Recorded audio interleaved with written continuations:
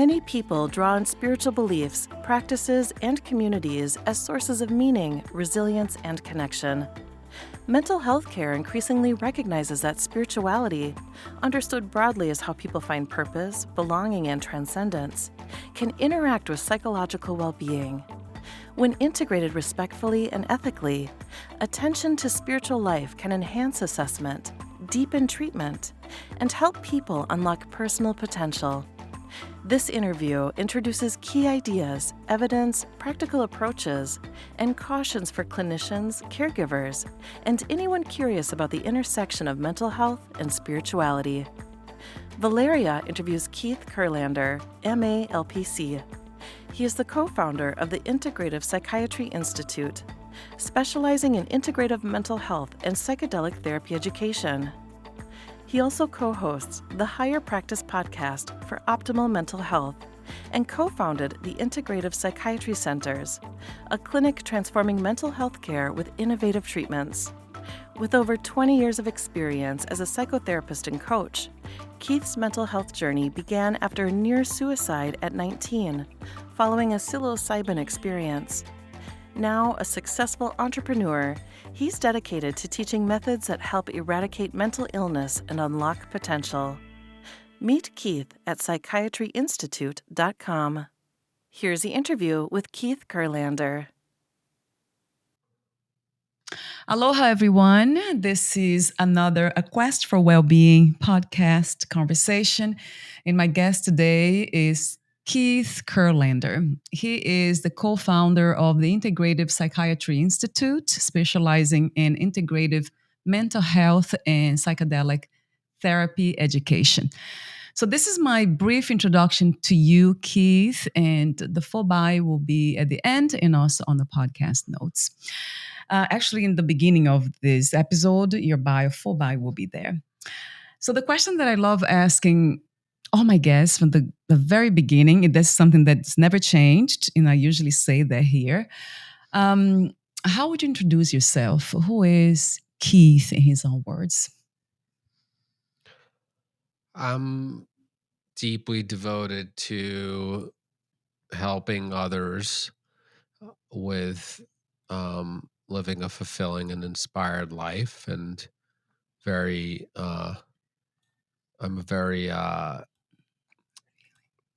I'm an introvert. I love my family. I spend most of my time with my family when I'm not working, and I'm excited to be here.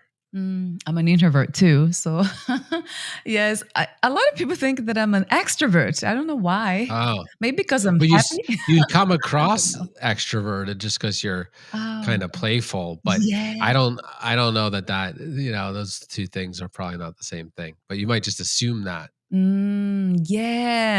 See, this is a very good observation. I never thought about it, and I think I never talked this way. But yes, I never seen that way. Yes, that's what it is. I'm an introvert at heart, but I love life. I guess that's what it is. And then when I am in the presence of another human being or nature, whatever, it's just something that's alive, has consciousness. Then it's something happens. It's almost like I also become fully alive, and I just wanted to embrace that moment, fully, and then joy arises, and sometimes I become too excited and all that. But maybe we'll see how we might get too excited here, but that's okay. We'll see what happens. Yes. Isn't it funny? Anyway, so speaking to that specific kind of theme of playfulness, one of the blog posts of yours that caught my attention was the seriously therapeutic elements of play. And that's why I have it here in the very beginning too. But before that, another question that I want to ask you, one of the first questions is about mental health. How do you, and spirituality. The topic of our conversation is unlocking potential, the intersection of mental health and spirituality. So these two initial questions, Keith, for you, how do you define mental health and what is spirituality to you? Well, I think that mental health has a spiritual component to it.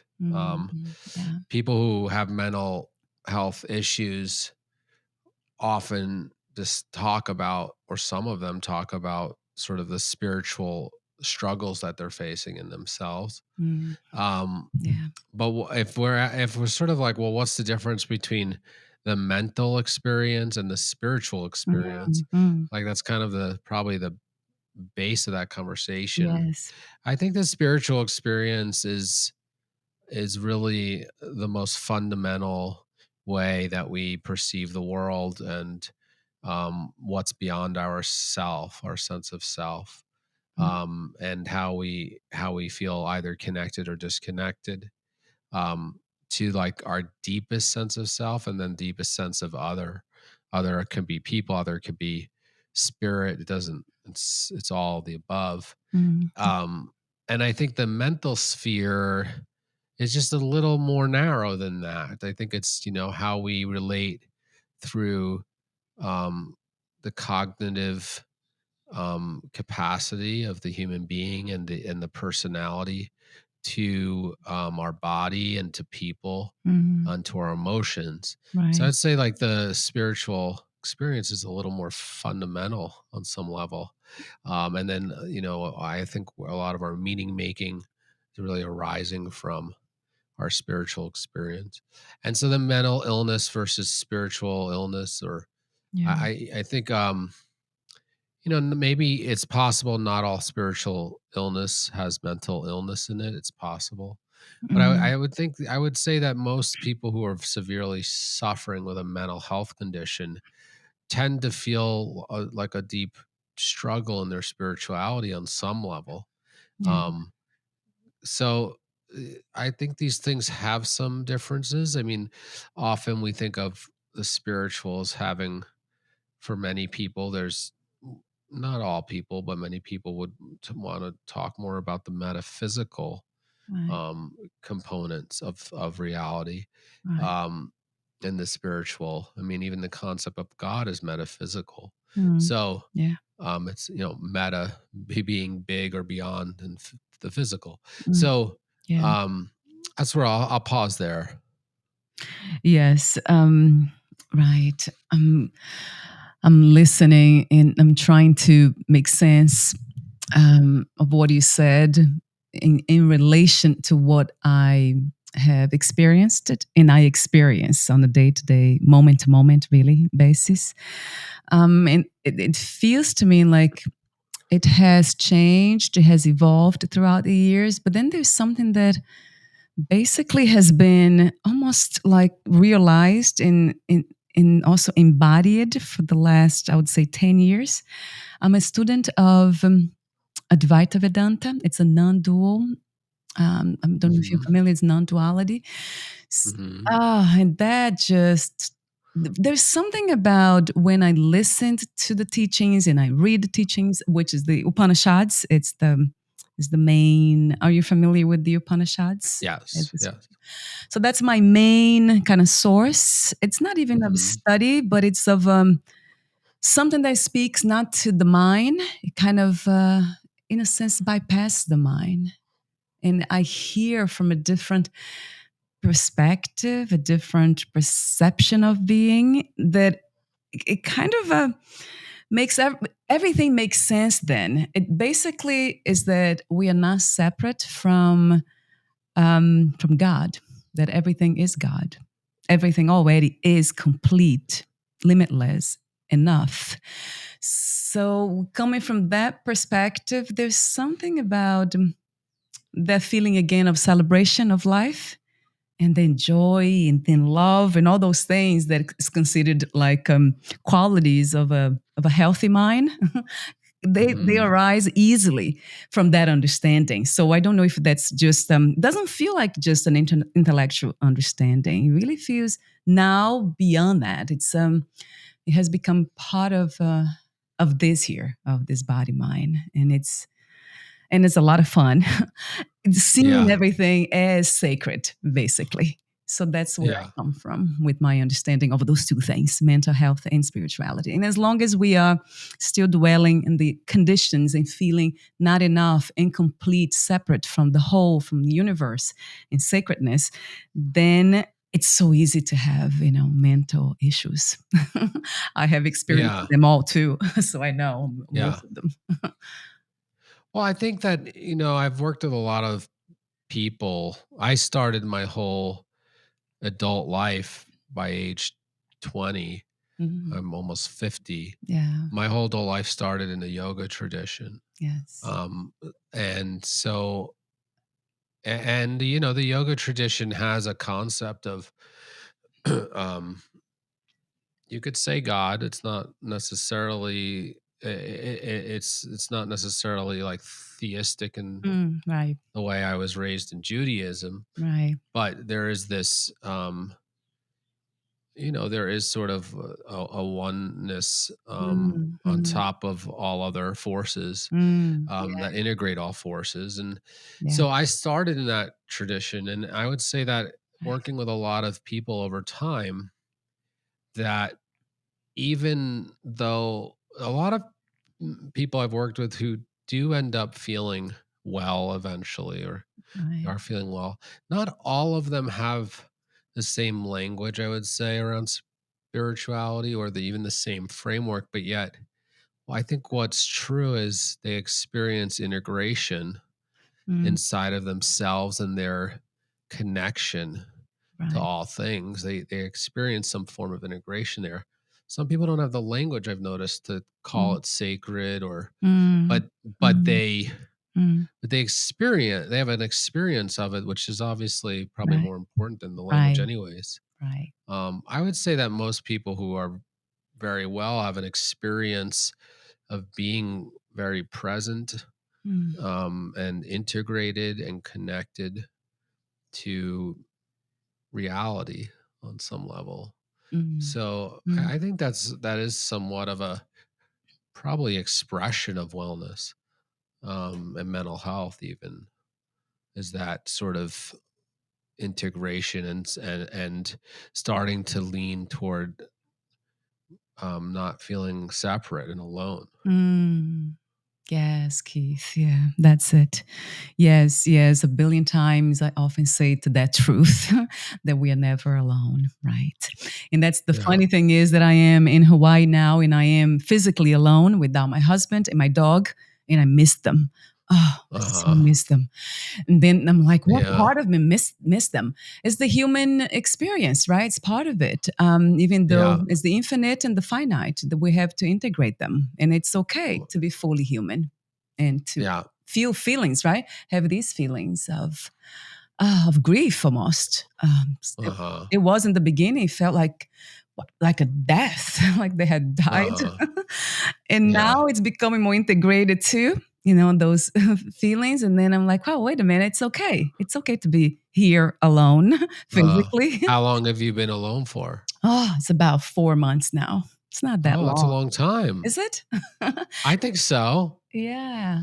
Can be. I mean, it can Mm. feel like a long time.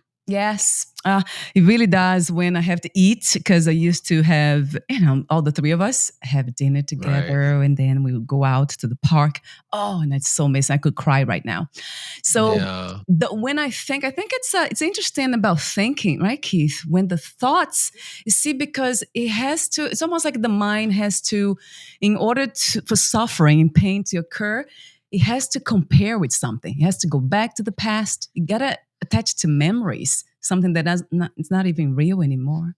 It's not, I mean, it happened, but it's not here. And I'm very much into the present moment as the only thing that's real. And it kind of, Mhm. and it feels silly when I think about that, because then I think, wait a minute, so this is what's real, me without them. Huh. Yeah. And then I try to Let really me yeah. feel I had a those teacher feelings. a long time ago that said to me something that I think is really relevant, Yeah. which is the only things we suffer around is the Mhm. known. We don't suffer around the unknown. The Mm. unknown, there's nothing to suffer in because there's nothing we know about it Oh, I to love that. actually bother us. Yeah. We're obsessing about what we do know. Ah, Um, and gosh. that's basically our past, right? But Yeah. it's not it's the present is unknown, the future is Mm, unknown. It's the past that's known on mm, some level.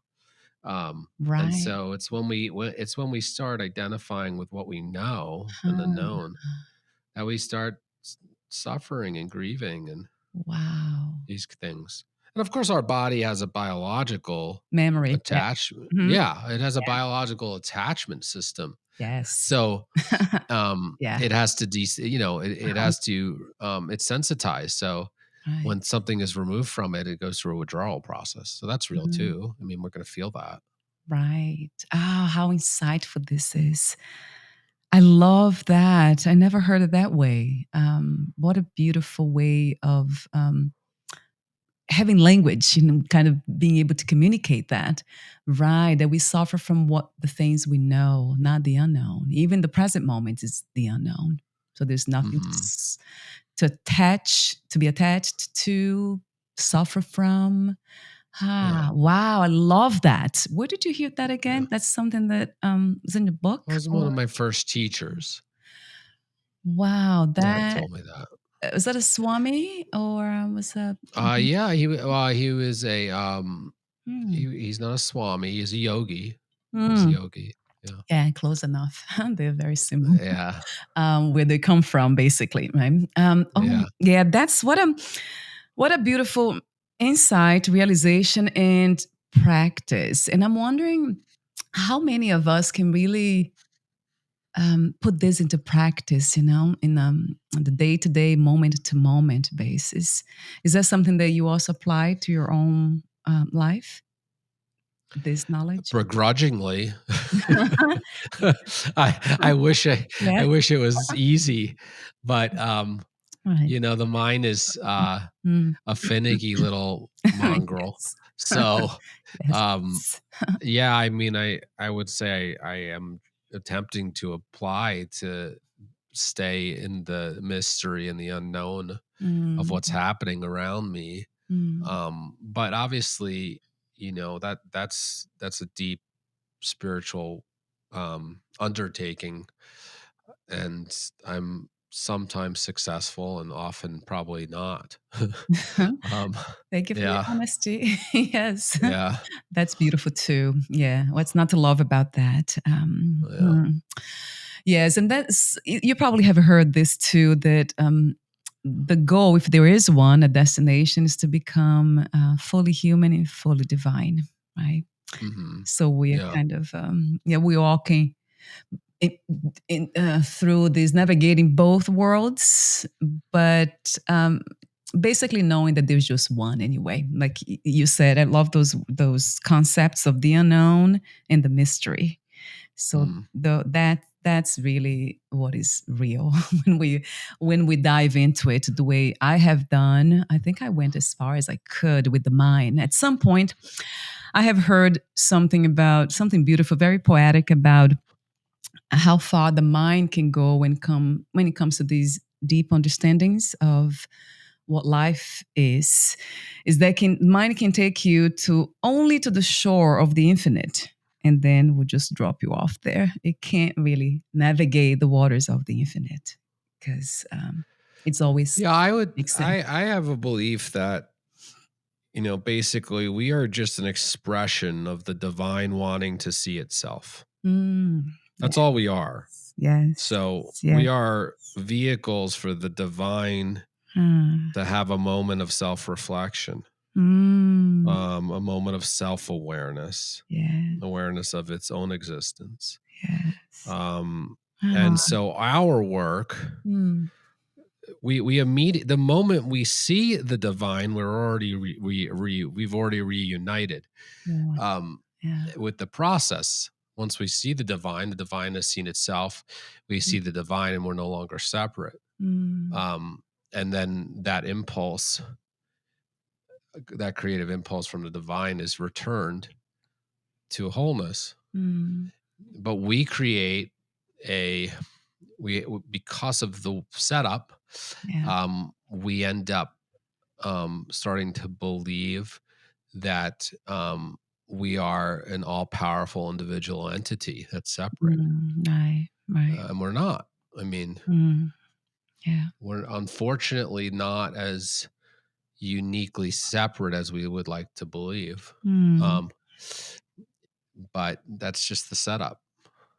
So our work is to just allow the divine to see itself through us, and Mm, then we have a gift of the divine is brought to the world through us if we can allow that to happen. yes. How beautiful. Yes. Yeah, thank you. That's yeah, it's you see, that's something that I'm devoted to. When listening to you, it feels like, yeah, it feels like the divine speaking. It's itself, the voice of consciousness, of pure consciousness, the divine, the sacred. So thank you. Yeah, and I have a lot of devotion for it, and that's why I Uh-huh. do this too on this podcast. So Yeah. some people, not everyone, they, yeah, sometimes they kind of the perfume of that sacredness just kind of lands here. Uh-huh. So thank Yeah. you. I just felt it now too.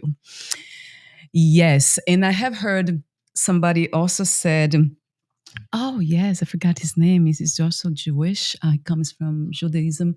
He said something beautiful. I think he wrote a book even about it, The Vulnerable God. Oh, I just Uh-huh. loved that when I heard it. Like, wow, Uh-huh. so true. Because when I realized that, wait a minute, there's nobody here that thinks that's separate, that's that unique, as you said, that is fixed, then I could see that play, this playfulness thing. Wait a minute, it's just the sacredness, no God, whatever we call it, this underlying reality, absolute reality, kind of expressing Mhm. itself, but not even expressing in a sense, appearing as these things, almost like as in the dream, as if in the dream. And it feels Yeah. very much like that. Even Vedanta explains that way. It makes sense to me. It's like Uh-huh. very much as like a dream, this. So God is dreaming in a way, and it's very vulnerable in it. Uh-huh. Its character. Hmm. There's a Yeah. lot of dreaming going on. Yes. There's a there's a lot of yeah, it's a dreamy reality we're in, and that it's a nice way to frame to be a little less fixed on Mm, knowing the answers, and right. um it creates more openness. And I mean that's partly the practice, some of the practices in like Tibetan dream work, and Ah, where lucid dreaming, yes. where you start to wake up in your dreams, and part of that practice is to start to see the connection that everything has an element of a dream in it. We're constantly Mm, projecting right. our past, Mm, and our past that we don't even remember from all of mm, time, right. um, Right. into the current experience. And so lucid dreaming is about waking up as a part of the dream. Mm, So it's sort of a practice that it's like, well, if we could do it in our dreams, maybe we could wake up when we're quote unquote awake, right. That's which is again easier said than done. Um, yes. Yes. Yes. it's not simple to wake up, but it's possible, Yes. Mm, for sure. yeah. And also because it feels like a reoccurring dream, right? That you go to bed and then you wake up and it's still, wait a minute, it's still the same. Same people, the same place. Yeah, This is not yeah, different. So it's not right, exactly like a dream. yeah. Um, Well, hopefully you've created a very nice dream. I mean, yes. that's as long as you're dreaming, hopefully you've been able to manipulate the dream to where you actually find the dream fulfilling, Mm, as we're mm, working toward waking up. I mean, that yes. would be a good goal, because we have to be in the world while we're here and alive. Right. And so you Right. want to be able to, it's obviously a dream. I mean, we're here for a blip. And Right. if we just take this universe and let's just call it 13, 14 billion years, like we're here for such a ridiculously small blip of time, Yes. relatively speaking. So Yeah. it's obviously on some level a dream, to get so fixated of how much Mm, our mm, short moment mm, means so much to us. But on the other side, Right. of that is one, having the fulfillment of the dream, and two, I think the other side of that is we can contribute to the creative output Mm, um, of reality, and mm, that moment of contribution mm. uh, is a big deal. The moment of contribution to returning to a state of wholeness is a really big contribution if you're on that path. Yes. And that's what you're doing with your work, I see. Just to make a comment, I want to ask you about your services and why you do what you do and how you got to do this, the Yeah, psychiatryinstitute.com. But before that, I want to make a comment about fear. I think that's the main component, though. Once you wake up in this reality, this is dreamlike. I'm not saying that it's a dream, but it's a dreamlike reality, being that it's not 100% real in the sense that comes and goes, just like a dream. We just go to bed and then, like you said beautifully, right? It's such a small period of time. It doesn't last that long. It's it lasts. It's as real as it lasts. I have heard before. That really uh, kind of it caught my attention. That phrase. It's real as yeah, long as it lasts. But then I really feel like fear, it's the difference between somebody who has a human who has awakened, it's a fully awaked, and somebody who is not. I think dwelling and giving in to fear and living, making choices from fear, I think it says a lot. Do you mhm. agree with that, Keith? I would say that I think fundamentally I probably do agree with that, but I think I would say that fear can move through a person Mm, and not stay around as an experience. And then right. that isn't necessarily, I don't think, what you're talking about. No. But Yeah. I think that being afraid on and off, like through a day or chronically, that I think that state, another way of talking about it is from a trauma psychology lens, which is that we have a threat system in our body to respond to threat, and um, it's there on a primitive level to respond to actual threat for the survival of the organism. Right. However, it gets triggered a lot more than it needs to, which essentially you could call a state of fear. Right. um, and fear is related to threat. So I would say that trauma, a spectrum of trauma, is basically a threat response being triggered when no real threat is present, and that we could call that actually fear. Right. Right. And that the reason that matters is because that impacts presence, Mm, and we're now moving from the unknown to the known. right. um Ah, right, we are in a threat response to something that don't necessarily need to be right. threatened by, because we have an association of something we once knew that Right. was threatening, even if it's not happening in this moment in the Right. same way. So I would say fear Mm, is likely a threat response ultimately, yeah. and living in a threat response when it's not needed will create feeling separate and disconnected, and uh yeah. Mm.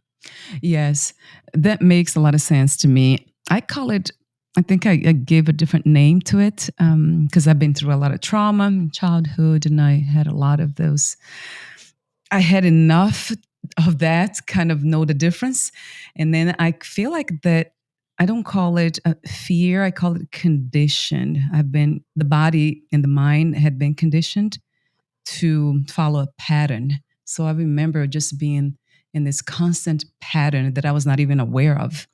And then I became aware of it. And then I noticed that there is a very big difference between those responses from trauma that I call conditioned responses to, for example, now that I'm able to know when I have the body's triggered by something that's related to the past, I'm able to know, and then I kind of stop, I pause, I breathe, and then I go back Yeah. to my playfulness again. Wait a minute, that was just I know what you are. So Right. so kind of and then fear. I think fundamentally, fear for me now, it's one that's really doesn't come to visit anymore, or perhaps it does, but I'm not even aware of. It's basically um, always doing something that I call it that's coming from the heart, like something that I really wanted to explore in this human experience. So I Uh-huh. just go for it, and but I know that it's.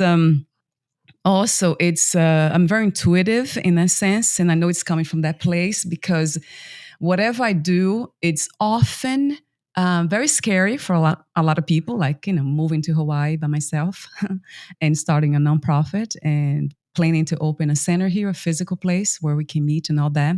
Just smuggling what I'm doing now here in Yeah. this conversation. So all that doesn't, for a lot of people, it's very frightening or risky and it's Mhm. on all that, but not at all for me.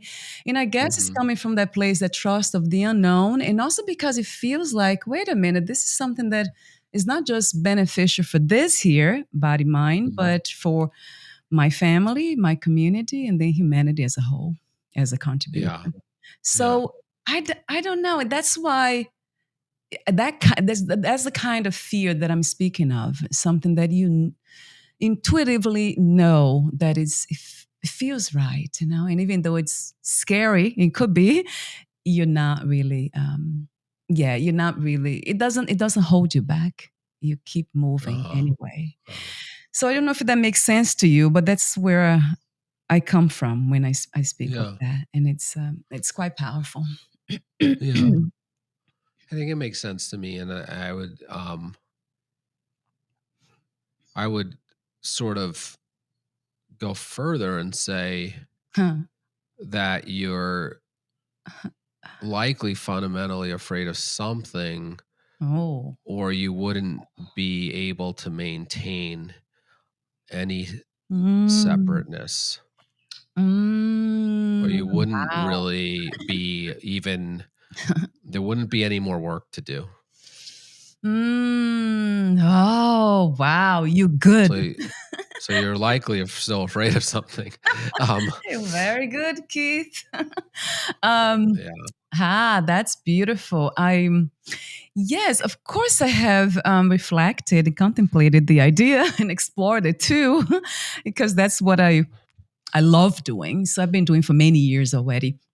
And yeah, yes, of course, the fear, but I don't call it fear. I know you're using the word mhm, fear for that. So for the trauma responses, I call them conditions, the conditions, yeah, body mind uh-huh, conditionings of body mind. And then now speaking of doing things, like when you have this, ideas, intuitive ideas that I call it anyway.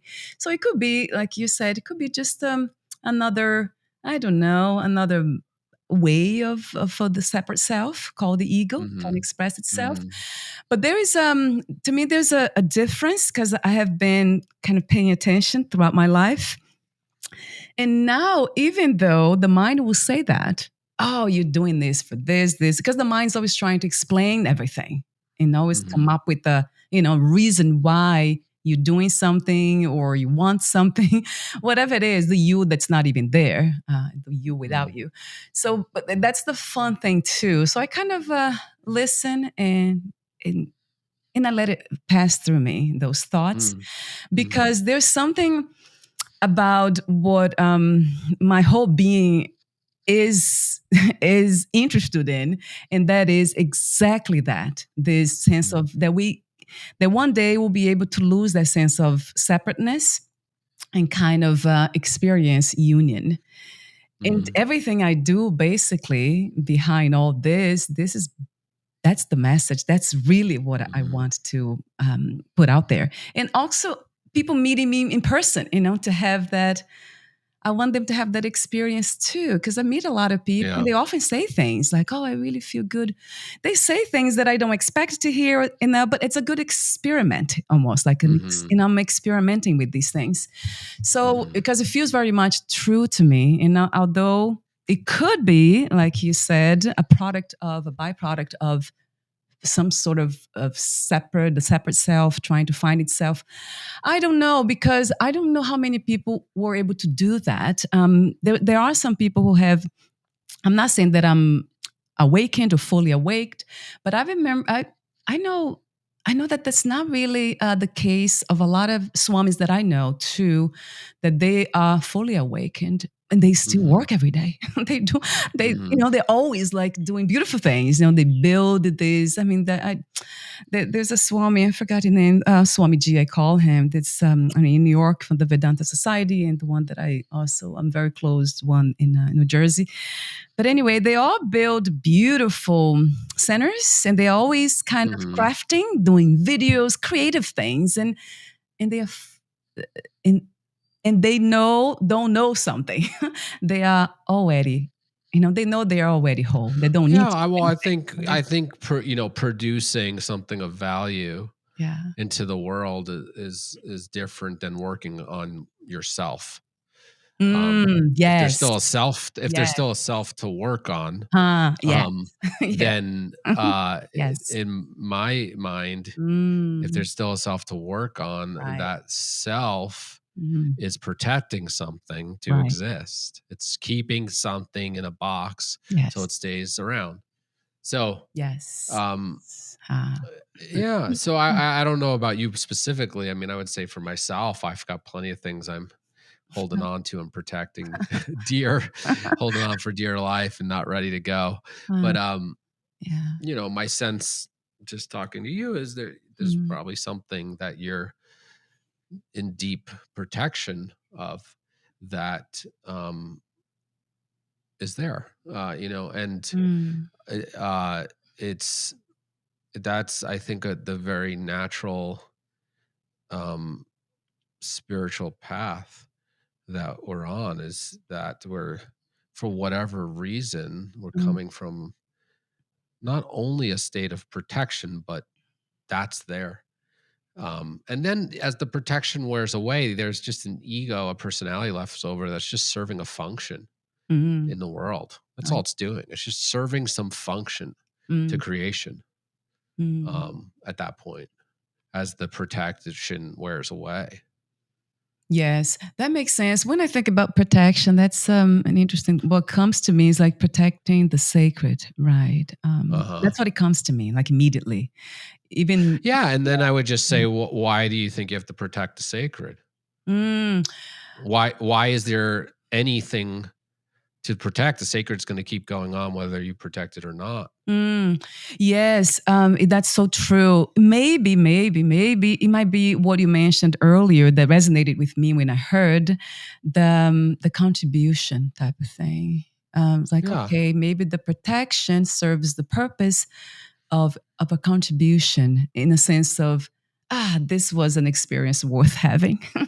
This one Yeah. here, coming here for this Well, I little. think, again, I think there's two sides to every, there's wisdom and there's wisdom.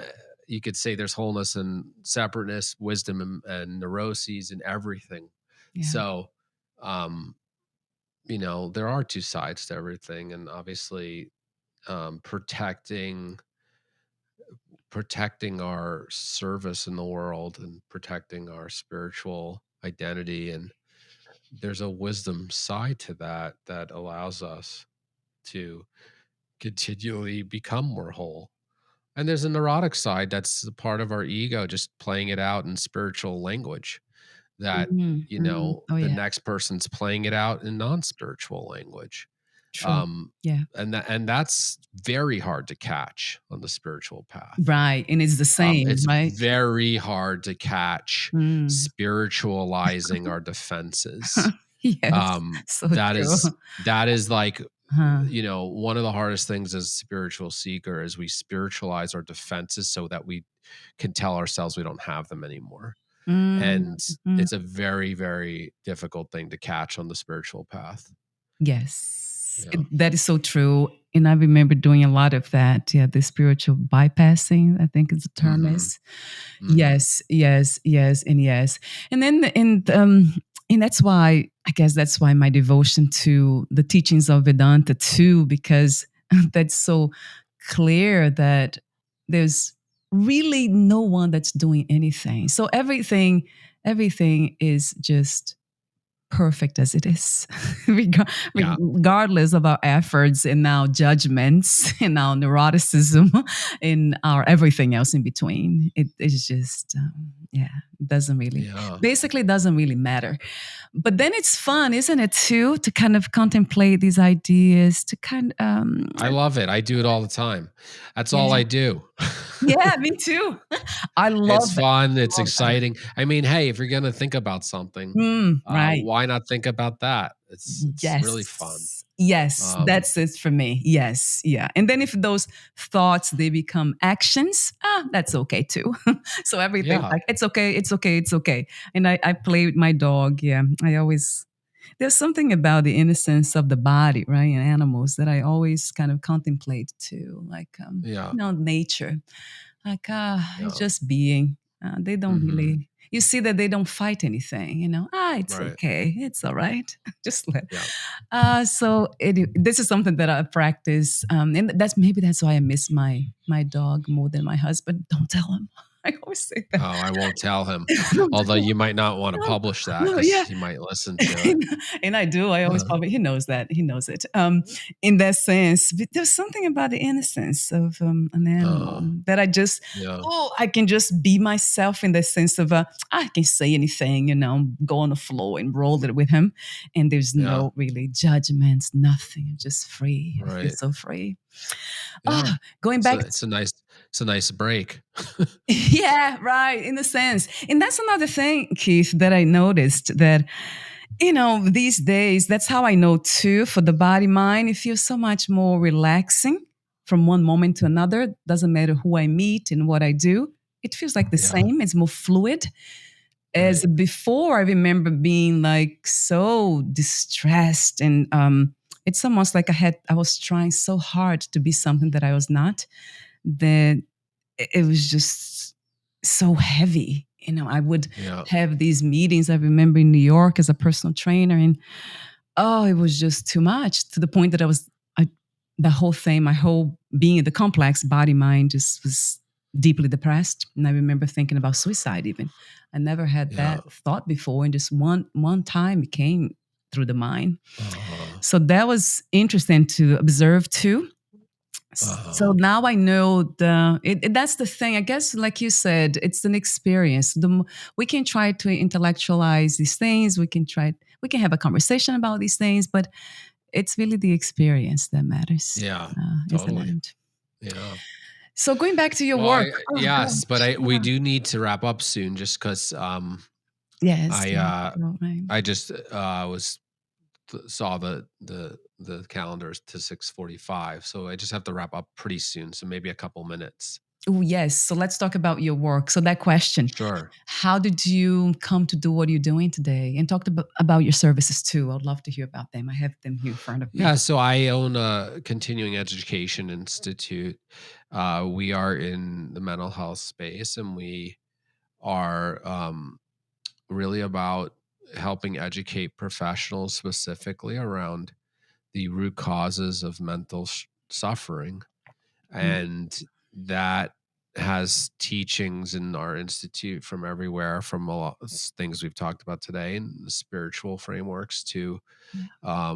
understanding how we make meaning as individuals, to really understanding trauma psychology, to understanding how the body gets injured along the way and how that really alters our mental experience, Right. to how we engage with the things outside of ourselves, people and food and nature, and how that can either help or hurt us. Mm, And then teaching about these root causes of mental health struggles. So that's the institute, and we do a lot of work in the psychedelic therapy space. As I think it's a really important modality that's really coming online right now that can mm, help us quite a bit.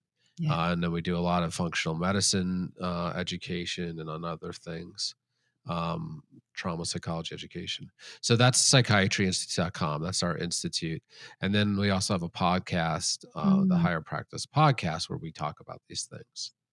Yes, I have it here. Thank you. And I'll have the link. It will be on the podcast notes. Will be there. I wanted to mention your services too. So, psychedelic assisted therapy certification, integrative psychiatry certificate program, ketamine medical provider training, and then you have nutritional psychiatry certificate program, personalized medicine for mental health certificate program, and then also the lifestyle medicine for therapists. Gosh, Yeah. did I miss anything, Keith? No, those are the main offerings on that right now. Yes, Wonderful. So correct. we have them here.